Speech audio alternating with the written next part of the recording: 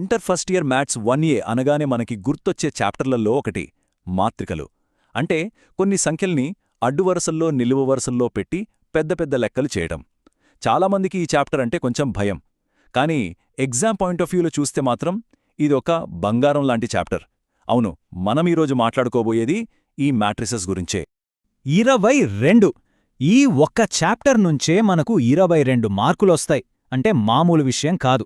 అందుకే మ్యాథ్స్ 1Aలో ఇది one of the most important highest weightage ఉన్న చాప్టర్ అన్నమాట. నిజానికి చాలామంది దీన్ని ఒక భూతంలా చూస్తారు, అమ్మో పెద్దగా ఉంటుంది, కష్టంగా ఉంటుంది అని. కానీ దీన్ని సరిగ్గా అర్థం చేసుకుంటే మన స్కోర్ను అమాంతం పెంచే ఒక మంచి ఫ్రెండ్ లాంటిది. ఈ ఒక్క చాప్టర్ మీద గ్రిప్పొస్తే చాలు, పాసవడమేంటి, మంచి ర్యాంక్ కొట్టడానికి కూడా ఒక స్ట్రాంగ్ ఫౌండేషన్ వేసుకున్నట్టే. సరే, మరి ఈ 22 మార్కుల ఘనిని ఎలా సొంతం చేసుకోవాలో స్టెప్ బై స్టెప్ చూద్దాం. ముందుగా 2 బ్లాక్ బస్టర్ లాంటి పెద్ద questions: Cramer rule, matrix inversion method. ఆ తర్వాత మన ర్యాంకును డిసైడ్ చేసే చిన్న చిన్న ప్రశ్నలు ఎలా చేయాలో చూద్దాం. మార్కులు పోకుండా ఎలాంటి జాగ్రత్తలు తీసుకోవాలో తెలుసుకుని చివరిగా అసలు ఈ మ్యాట్రిసెస్ మన రియల్ లైఫ్లో ఎక్కడ ఉపయోగపడతాయో కూడా మాట్లాడుకుందాం. ఇక స్టార్ట్ చేద్దాం. మన first block buster 7 marks question. వీటిని గన్ షాట్ క్వశ్చన్స్ అని కూడా అంటారు. అందులో మొదటిది, దాదాపు ప్రతి క్వశ్చన్ పేపర్లో కనిపించేది, క్రామర్ నియమం. ఈ మెథడ్ చాలా సింపుల్. ఒక పద్ధతి ప్రకారం వెళ్తే చాలు. ఫస్ట్ స్టెప్, ఇచ్చిన ఈక్వేషన్స్లో ఉన్న కోఎఫిషియెంట్స్తో ఒక మ్యాట్రిక్స్ రాసుకుని దాని డిటర్మినెంట్ అంటే డెల్టా కనుక్కోవాలి. ఆ తర్వాత డెల్టా 1, డెల్టా 2, డెల్టా 3 కనుక్కుని ఫార్ములాలో వేస్తే ఆన్సర్ వచ్చేస్తుంది. ఇక్కడ ఈ డెల్టా అనేది ఆ ప్రాబ్లంకి బాస్ లాంటిది. ఆ సిస్టమ్ మొత్తానికి ఒక హార్ట్ బీట్ అనుకోవచ్చు. ఈ బాస్ వాల్యూ 0 కాకూడదు. అంటే డెల్టా నాట్ ఈక్వల్ టు 0 అయితేనే మనకొక యునీక్ సొల్యూషన్ వస్తుంది. అందుకే ఫస్ట్ మనం ఈ బాస్ స్ట్రాంగ్గా ఉన్నాడా లేదా అని చెక్ చేయాలి. మరి ఈ డెల్టా 1, డెల్టా 2, డెల్టా 3 ఎలా వస్తాయి? దీనికో సింపుల్ టెక్నిక్ ఉంది. ఈక్వేషన్స్కి రైట్ సైడ్ ఉండే కాన్స్టెంట్స్ కాలమ్ని మనం ఒక గెస్ట్ అనుకుందాం.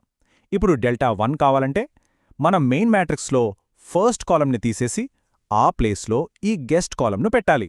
అంతే. అలాగే సెకండ్, థర్డ్ కాలమ్స్ను రీప్లేస్ చేస్తే డెల్టా 2, డెల్టా 3 వచ్చేస్తాయి. లెక్క మొత్తం చేశాక మన ఆన్సర్ కరెక్టా కాదా అని తెలుసుకోవడానికి ఒక సూపర్ టెక్నిక్ ఉంది. దాన్ని మనం సరదాగా బాహుబలి చెకింగ్ అనొచ్చు. మనకు వచ్చిన x, y, z వాల్యూస్ని తీసుకెళ్లి క్వశ్చన్లో ఇచ్చిన ఏదైనా ఒక ఈక్వేషన్లో పెట్టండి. అప్పుడు left hand side, right hand side equal అయితే కంగ్రాట్స్, మీ ఆన్సర్ 100% కరెక్ట్. ఆ 7 మార్కులు మీ జేబులో ఉన్నట్టే. ఓకే, ఇక మన రెండో 7 మార్క్స్ బ్లాక్ బస్టర్కి వెళ్దాం. అదే మ్యాట్రిక్స్ ఇన్వర్షన్ మెథడ్. దీని ఫార్ములా x = A 1 B. ఈ లెక్కలో అసలు హీరో ఎవరంటే A 1.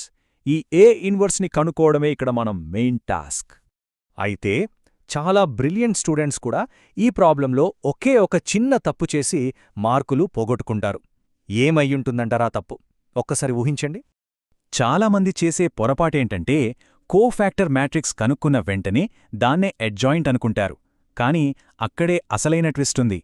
మనం కనుక్కున్న కోఫాక్టర్ మ్యాట్రిక్స్కు ట్రాన్స్పోజ్ చేయాలి. అంటే అడ్డు వరుసలను నిలువు వరుసలుగా మార్చాలి. అప్పుడు వచ్చేదే అడ్జాయింట్ ఏ.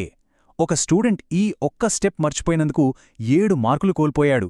సో బాగా గుర్తుపెట్టుకోండి, అడ్జాయింట్ అంటే ట్రాన్స్పోజ్ ఆఫ్ కోఫాక్టర్. ఈ 2 పెద్ద ప్రశ్నలు వచ్చేస్తే దాదాపు 14 మార్కులు మన చేతిలో ఉన్నట్టే. పాస్ అవడానికి ఇది చాలా హెల్ప్ అవుతుంది. కానీ మన టార్గెట్ మంచి ర్యాంక్ కదా, దాన్ని డిసైడ్ చేసేవి ఈ చిన్న ప్రశ్నలే. ఇప్పుడు 4 మార్క్స్ 2 మార్క్స్ క్వశ్చన్స్ చూద్దాం. 4 మార్క్స్ క్వశ్చన్స్ కూడా చాలా ఇంపార్టెంట్.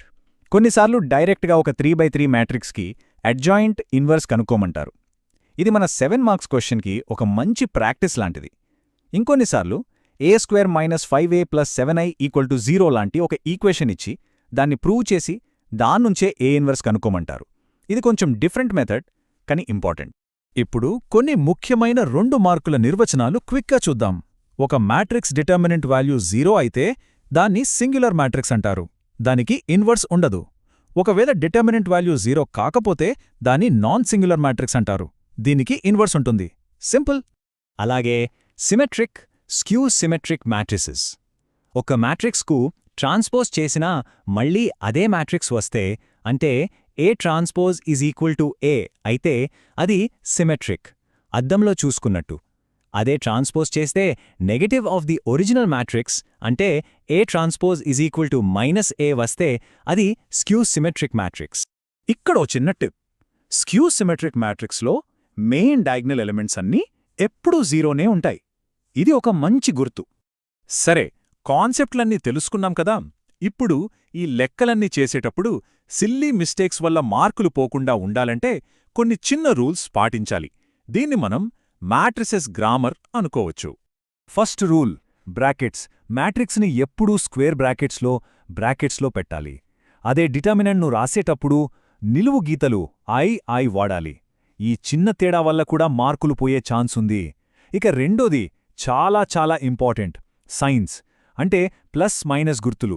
ప్రతి స్టెప్లో 1కి 2 సార్లు చెక్ చేసుకోండి. ఫైనల్గా ఒక గుడ్ న్యూస్, స్టెప్ మార్కింగ్ ఉంటుంది. సో ఒకవేళ ఫైనల్ ఆన్సర్ రాకపోయినా మీకు తెలిసినంతవరకు కరెక్ట్ స్టెప్స్ రాయండి. ప్రతి స్టెప్కు మార్కులు పడతాయి. ఇప్పటిదాకా మనం ఎగ్జామ్స్, మార్క్స్ గురించే మాట్లాడుకున్నాం. కాని ఒక్క విషయం ఆలోచించారా? మనమిక్కడ నేర్చుకుంటున్న ఈ అడ్డు, నిలువు వరుసల కాన్సెప్ట్ ఈరోజు మన చుట్టూ ఉన్న టెక్నాలజీ ప్రపంచాన్ని నడిపిస్తోందంటే నమ్ముతారా? ఉదాహరణకి మనం ఆడే వీడియో గేమ్స్లో 3D క్యారెక్టర్స్ కదలికలు, కంప్యూటర్లో మనం చూసే ప్రతి ఇమేజ్ని మార్చాలన్నా, జూమ్ చెయ్యాలన్నా అన్నింటి వెనక జరిగేది మ్యాట్రిక్స్ మల్టిప్లికేషనే. చివరికి మనం రోజూ వాడే గూగుల్ సెర్చ్ కూడా ఏ వెబ్సైట్ను టాప్లో చూపించాలో డిసైడ్ చేయడానికి కోట్లాది డేటాతో కూడిన ఒక పెద్ద మ్యాట్రిక్స్ని వాడుతుంది. ఒక్క క్షణం ఆలోచించండి. మనం ఒక పెన్, పేపర్తో 3 ఈక్వేషన్స్ను సాల్వ్ చేస్తున్నాం. కానీ సైంటిస్టులు, ఇంజనీర్లు ఇదే లాజిక్ను వాడి వేల కొద్దీ ఈక్వేషన్స్ను ఒకేసారి సాల్వ్ చేస్తున్నారు. వెదర్ ఫోర్కాస్టింగ్ నుంచి ఎకానమీని ఎనలైజ్ చేయడం వరకు ప్రతి చోట ఈ మ్యాట్రిసెసే ఆధారం. సో మనం నేర్చుకునే ప్రతి మ్యాథ్ కాన్సెప్ట్కు ఒక రియల్ వరల్డ్ అప్లికేషన్ ఉంటుంది. దాన్ని కనెక్ట్ చేసుకోగలిగితే నేర్చుకోవడం ఇంకా ఇంట్రెస్టింగ్గా మారుతుంది.